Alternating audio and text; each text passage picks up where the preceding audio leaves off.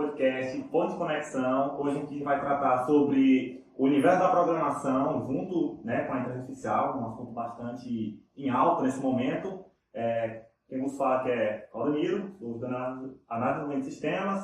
Estou aqui com meu colega Jenick, Felipe e com o nosso querido convidado que veio aqui hoje, nosso querido professor e mestre Igor Bezerra. Mestre, apresente, por favor. Boa noite, pessoal, tudo bom? Sou Igor Bezerra, sou formado em análise de desenvolvimento de sistema pelo IFP, sou especialista em aprendizagem de máquina pela XP Educação, mestre em ciência da computação pela Universidade Federal do Maranhão e também doutorando em ciência da computação também pela UF, Universidade Federal do Maranhão. Já programo desde os meus 15 anos, já trabalhei uns 5 anos como programação no mercado de trabalho. Estou aqui para compartilhar um pouco das minhas experiências com vocês.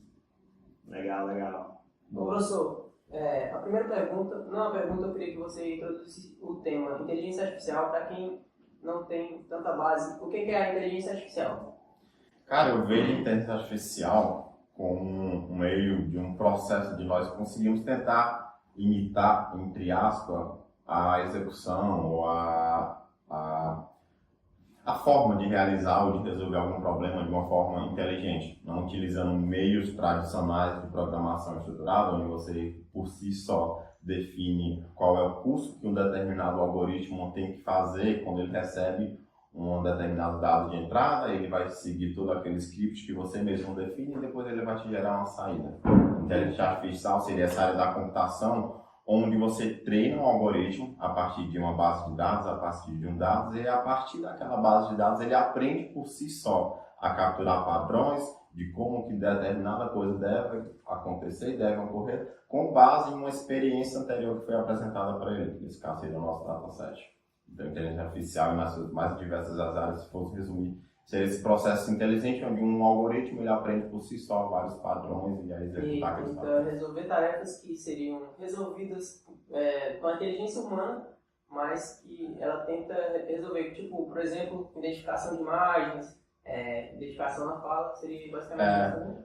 A gente tenta muito falar que o algoritmo de AI ele tenta imitar o cérebro humano, só que se a gente for estudar o cérebro humano, nem nós mesmos sabemos como é que funciona o cérebro humano. Nós temos um modelo de neurônio que foi introduzido lá pelo Pitcher na década de 1957, onde ele introduz a inteligência de um neurônio artificial, onde ele tenta simular mais ou menos como é que funcionam nossos neurônios cerebrais. Só que nós temos ali por trás dos nossos algoritmos modelos matemáticos sendo executados, modelos probabilísticos, que tentam executar ali a partir de diversos tipos de operações durante o processo de treinamento, executar o que nós fazemos de forma muito simples e de forma automática no nosso cérebro. Então vamos falar também de programação. No primeiro bloco a gente vai falar sobre a batalha para entrar no mercado de trabalho. Hoje uma grande barreira e dificuldade é a gente estar entrando no mercado de trabalho. Eu queria saber de você qual foi essa dificuldade quando você foi entrar no mercado de trabalho como programador e o que você vê hoje, qual a dificuldade você vê hoje para poder estar entrando na área de quem está procurando, estudando. Cara, assim, quando eu comecei a de fato me interessar a entrar no mercado de trabalho foi quando eu iniciei minha graduação em 2018.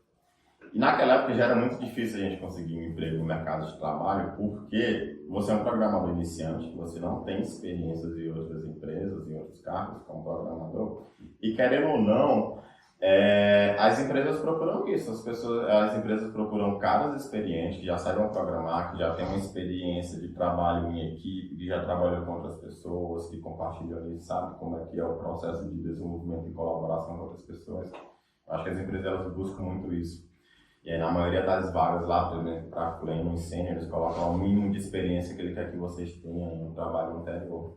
Só que quando a gente é aquele cara que está saindo da graduação, está indo no processo ali de execução da graduação, que nós não temos essa experiência, né? Nós ainda estamos aprendendo a programar, eu acho que um ponto importante é você tentar criar um portfólio. Tipo assim, olha, eu não tenho uma experiência de 4 anos trabalhando em uma empresa, mas eu sou aquele cara que eu sei fazer isso, eu sei programar nessa linguagem, tá querendo concorrer a uma vaga em Python, tu tem diversos de algoritmos, de trabalhos feitos em Python, tu mostra através do teu portfólio para a tua empresa, cara, eu sei fazer, eu sei programar, só quero uma oportunidade para estar entrando aí, para estar trabalhando com vocês. Aí eu acho que é muito importante esse processo de portfólio. Por isso que eu falo para a galera que está entrando no curso aqui, que, cara, diploma hoje em dia, eu acho que já não tem mais tanto valor que tinha antigamente. Hoje, qualquer pessoa que entrar no curso ela consegue um diploma, só que você se prova realmente que você sabe fazer aquilo que você está se propondo a fazer, a entrar em um trabalho, um mercado de trabalho,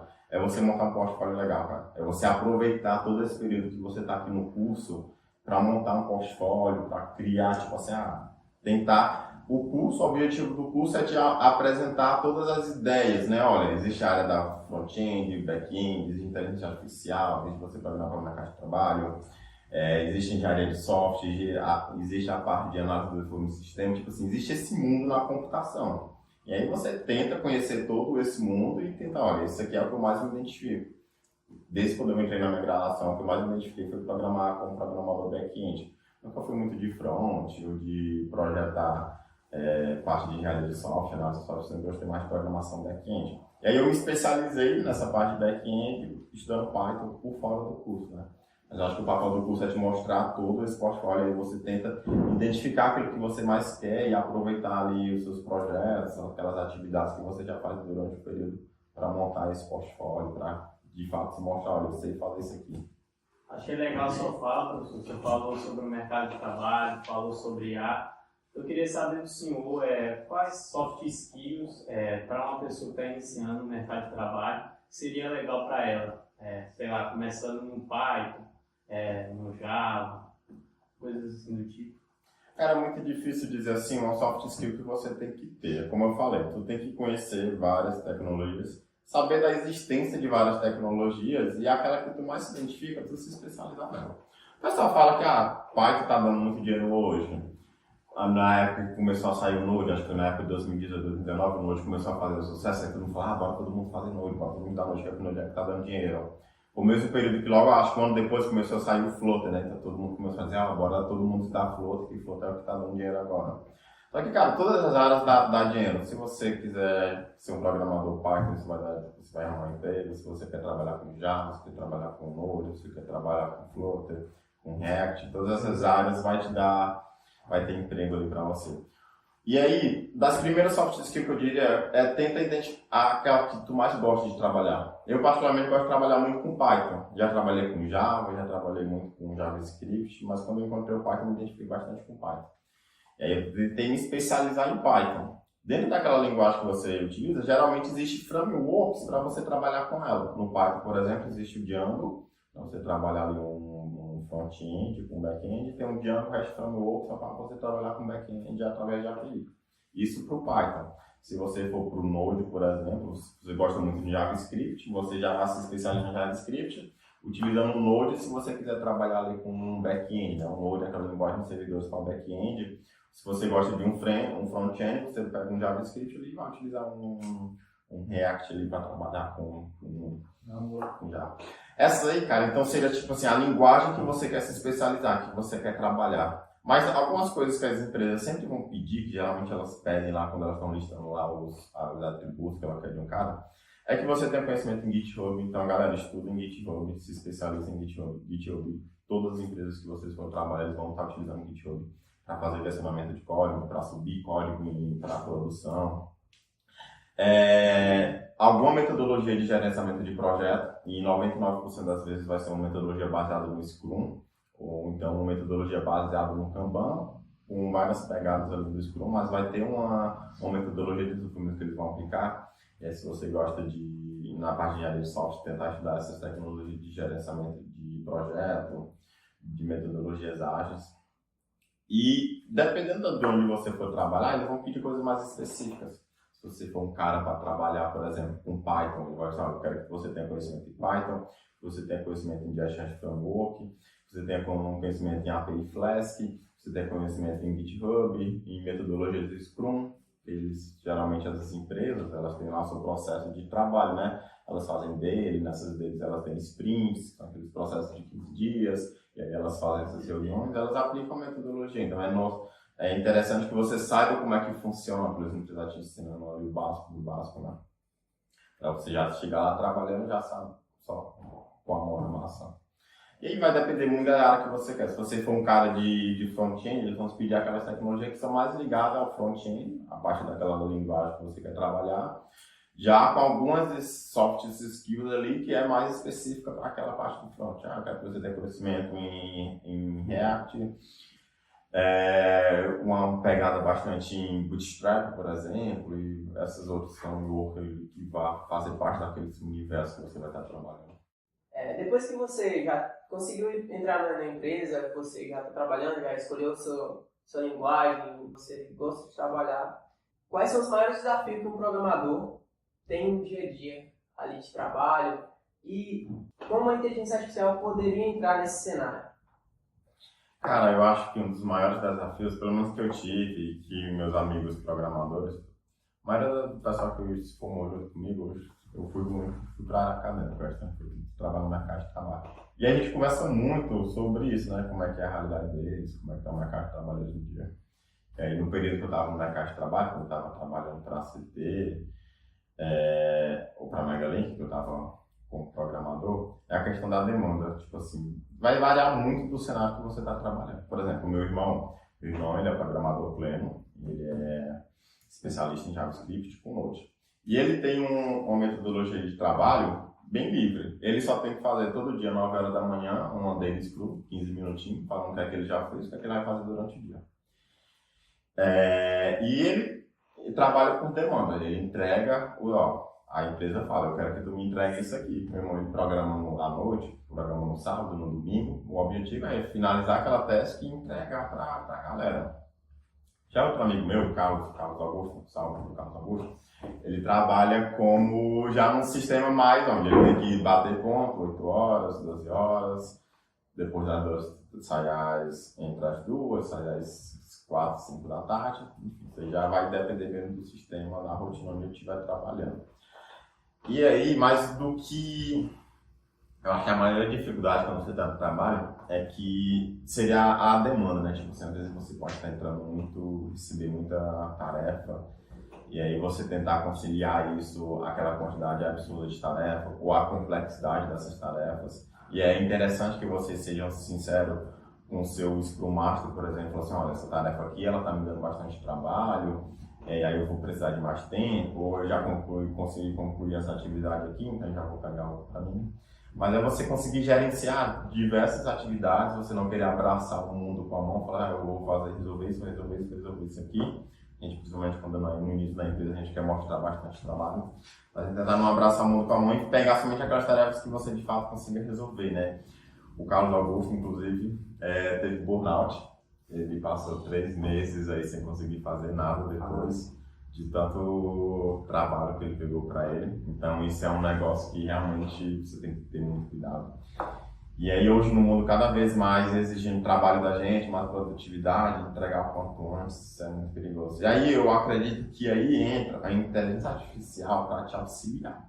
Eu acredito, cara, que hoje é impossível você não utilizar um chat GPT da vida para te ajudar a programar, para te ajudar a desenvolver código. É impossível isso. Porque todo mundo, quando estiver batendo bastante cabeça com aquele código, você pode pegar aquele código. Hoje é um recurso que você tem que utilizar para você otimizar o seu tempo, tá produzindo mais ali, uma tarefa que você estaria demorando para resolver, ele te auxilia ali para você estar fazendo.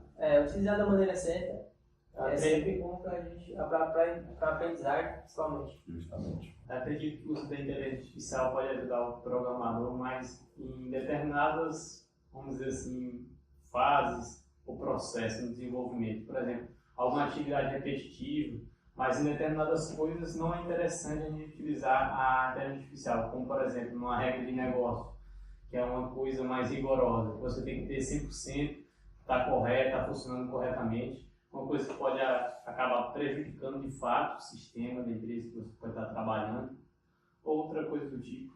Justamente, tipo assim, a empresa ela te pede para fazer um código, olha, eu quero que você faça isso aqui para mim. Você não vai pegar aquele comando que você recebeu da empresa, transformar ela em um prompt, passar para o ChatGPT e falar assim, me dê esse código. Não, eu acho que a gente tem que utilizar para assim, olha, tenta resolver, pega aquele código, desenvolve aquele código. Eu gosto de trabalhar muito nessa lógica, tipo assim, a forma como eu trabalho, eu tento pegar aquele problema, Aí eu tento pensar na lógica dele, de como é que eu resolvo ele logicamente na minha cabeça. Aí eu falo, beleza. Agora eu vou transformar aquela lógica em código de computador. E aí eu começo a executar aquele código, transformo nas linhas de códigos e executo, tá rodando. Depois que eu vejo que tá rodando, eu falo assim, tá lento, posso otimizar isso aqui. Aí eu tento otimizar aquele código, e onde eu pego aquele código que eu fiz, jogo no ChatGPT, mas como é que eu otimizo esse código aqui?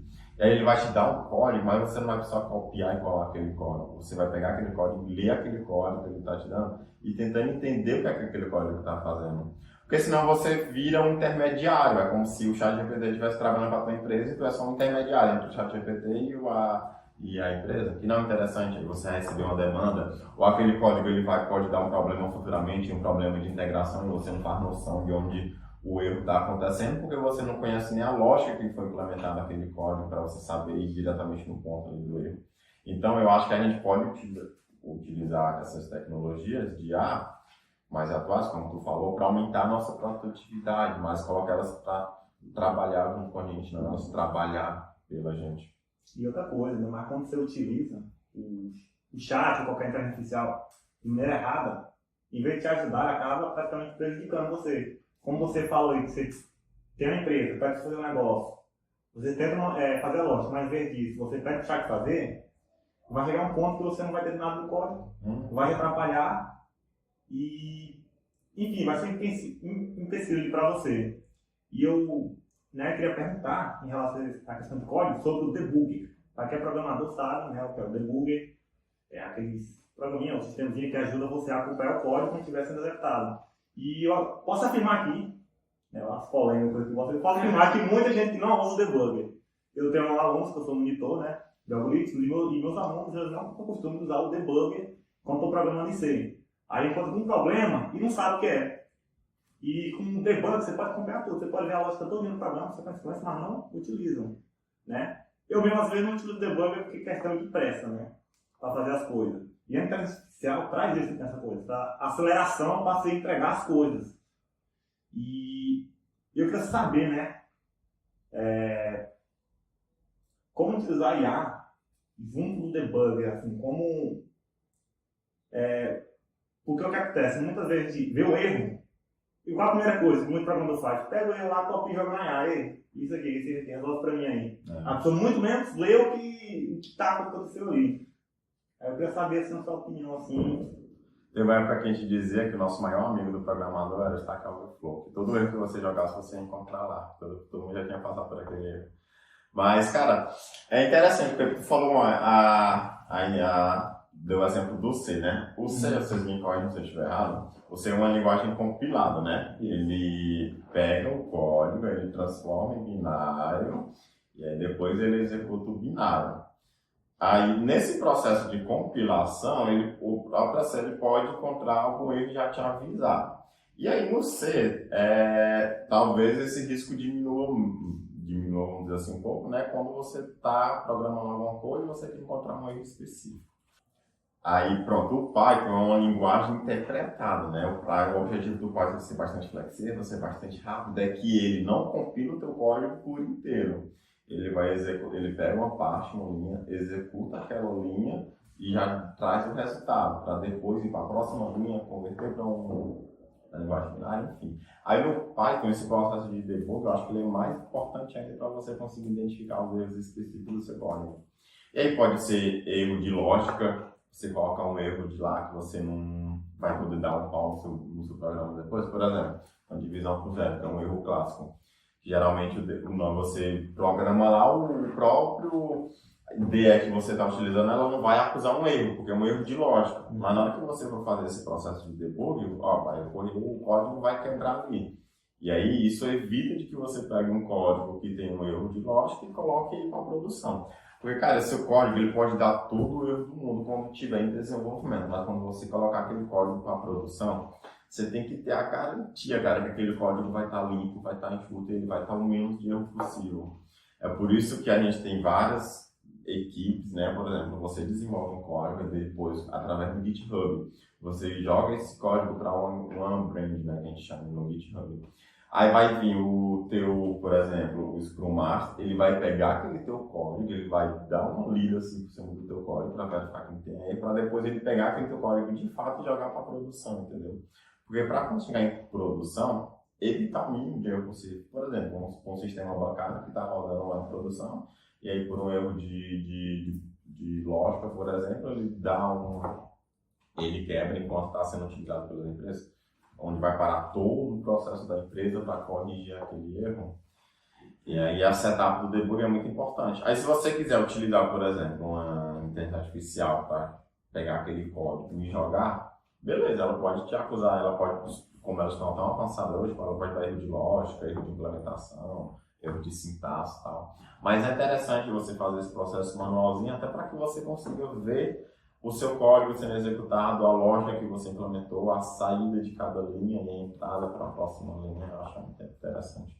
Mas você acha correto, tipo, pegar o erro e jogar direto na IA? Não, com certeza não. Porque aí depois daquele erro acontece de novo e aí você não faz ideia de como você corrigiu ele. A gente pegava o erro, aí você pegava a saída e jogava lá no Stack Overflow. Cara, você ia quebrar tanta cabeça para consertar aquele erro que era impossível você não aprender aquele erro, né? Por que aquele erro estava dando? Porque você lia uma resposta, só que aquela resposta não estava certa. Você tentava outra, até que não dava certo. Nesse processo você já matou tanto aquele erro que você aprendeu ele. Aí imagine, dá um erro no seu código, você só pega, você nem leu o erro, você joga no ChatGPT. Aí depois daquele erro dá de novo. E aí você nem sabe como aquele erro aconteceu, você não sabe como resolver ele, porque você pulou esse processo de aprender, de matutar em cima dele ali. Aí isso te torna também, como diz, dependente, né? Além do ChatGPT programar para você, ele ainda resolve os seus problemas. A inteligência artificial, ela vai agilizar bastante a vida do programador, isso é óbvio, ela tá ali para ser usada, mas o senhor acredita que ela pode mudar o cenário da profissão em questão da produtividade das empresas cobrarem mais dos desenvolvedores? Cara, eu acho muito arriscado a gente falar que uma coisa vai ou não acontecer, porque são tantas variáveis que podem influenciar nisso. Mas, por exemplo, eu já conheço empresas que elas estão se adaptando ao ChatGPT, né? Eles, por exemplo, a empresa que meu irmão trabalha, eles utilizam um modelo do ChatGPT, porque ele é um sistema lá de chatbot para conversar com o cliente. Então aí você está utilizando a LLM para resolver um determinado serviço, mas você, enquanto programador, tem que pegar aquela tecnologia e implementar no sistema da empresa. Agora, se a empresa, né, acho que depende muito da filosofia da empresa, de quem está acomodando, ela exigir mais de você, porque ela quer que você agora escreva código 10 vezes mais rápido só porque você está utilizando um modelo, isso é muito perigoso até. A empresa mesmo, acho que ela está dando um furo no pé em obrigar você a ser um programador viciado em utilizar a ChatGPT para aumentar a produtividade. Então, se isso acontecer, pode ser um tiro no pé da própria empresa, né? Tá viciando todos os seus programadores para eles ficarem viciados em uso de inteligência artificial. Mas, como tu falou, não tem como fugir disso, não tem como a gente fugir. Essa é a nova realidade, tanto para nós professores sabermos utilizar isso e saber como auxiliar os nossos alunos a utilizar essas tecnologias, como pessoas que estão no mercado de trabalho utilizam esses caras. Mas é tentar trabalhar com elas, cara, não tenta colocar elas para trabalhar com a gente, sabe? É exatamente isso. A questão da produtividade tem uma questão. Dá para você ter um equilíbrio entre vida pessoal e profissionalismo sendo um programador? Eu acho que ter equilíbrio é essencial. Você viver por trabalho não é nada saudável, né? Porque, é como eu falei, tenho amigos como o Carlos que teve burnout por trabalhar demais e esquecer totalmente a vida pessoal. Eu acho que ter esse equilíbrio, cara, é fundamental, até para você descansar a mente, dar uma esparecida, você voltar com mais gás para trabalhar. E tentar não acumular serviço demais para você pegar muita demanda, se cobrar tanto para que você consiga entregar ali o máximo de código, o máximo de testes resolvidos ali em um tempo hábil. E aí você tentar conciliar isso, cara, fazer uma caminhada, fazer uma academia, manter uma alimentação saudável, isso te ajuda até no processo de trabalhar ali durante o processo de raciocinar, de escrever código, por aí vai. Então eu acho essencial esse equilíbrio entre vida pessoal e vida profissional, você tem que ter. Igor, passando aqui para o último bloco, né, em relação ao futuro da programação, né, o Conselho Especialista de IA. Então, uma pergunta aqui, né, para finalizar, eu acho ela bastante importante, ainda mais nessa área, que é: quais habilidades, técnicas e não técnicas, se tornarão mais valiosas para os programadores na era da IA? Cara, o avanço da IA, eu confesso que isso me assusta um pouco, porque eu me lembro assim... Depois eu tenho uma pergunta também polêmica. Eu me lembro que assim, quando eu comecei a estudar programação, eu perguntei para minha professora, né? Minha professora falou assim: professora, programa é muito difícil, né? E aí, será que a gente vai aprender a facilitar esse processo com as tecnologias? Aí minha professora falou assim: Igor, daqui a um tempo tu só vai pedir para um programa, ela falou assim, tu só vai pedir para um programa qual código que tu quer, que esse programa vai escrever o código para ti. Aí na minha cabeça eu falei assim: não, isso é impossível, não tem como um código criar outro código, isso não ia passar pela minha cabeça. Aí olha hoje, cara, quando começou esse boom das LLM do ChatGPT, eu me lembro muito bem, acho que foi no início de 2023, que meu irmão chegou lá no meu quarto e falou assim: olha, igual o ChatGPT, porque o ChatGPT estourou. Ele programa, ele cria código para você. Antes nós já tínhamos um Copilot, né, do GitHub, que já auxiliava a escrever código, mas não você passar um comando e ele escrever o código que aquele comando está pedindo, né? E aí eu falo, cara, realmente as coisas elas estão avançando em um nível absurdo, né? Tipo assim, a forma como a inteligência artificial tá se especializando, seja em criar código. Tem um tipo de IA que é a Manus, por exemplo, que ela literalmente cria todo um site e coloca esse site em produção já para você. Você só pede o que você quer que ela faça, ela desenvolve todo o front-end, desenvolve um back-end que já coloca em produção e já te dá o link para você acessar aquele site. E aí isso está evoluindo de uma forma tão absurda que eu não consigo imaginar daqui a 1 ano ou 2 anos como a gente vai estar. Imagine daqui a 10, 5 anos, eu acho que a gente vai estar em um nível totalmente absurdo que a gente não imagina, né? Hoje.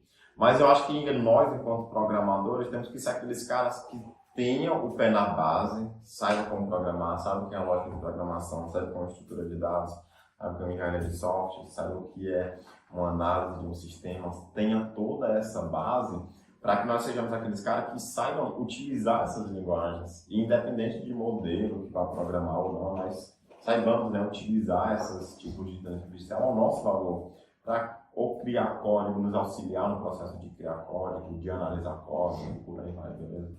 É isso, pessoal. Assim nós terminamos mais um episódio do nosso podcast, Ponto de Conexão. Espero que as dicas e os insights do professor Igor tenham servido para vocês que tinham dúvidas sobre programação, área de programação, inteligência artificial, que esse podcast possa solucionar todas as suas dúvidas. E é isso.